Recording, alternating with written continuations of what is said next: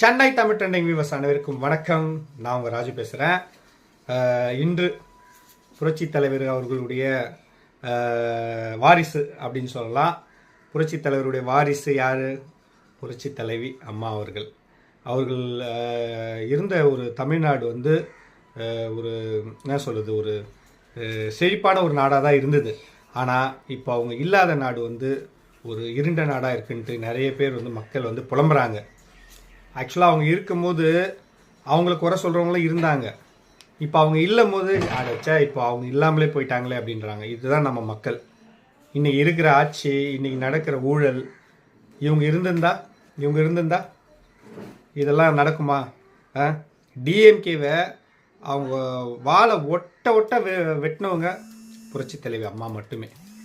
இதில் எந்த மாற்றமும் இல்லை. அவங்களுக்கு இன்று 76வது பிறந்த நாள்.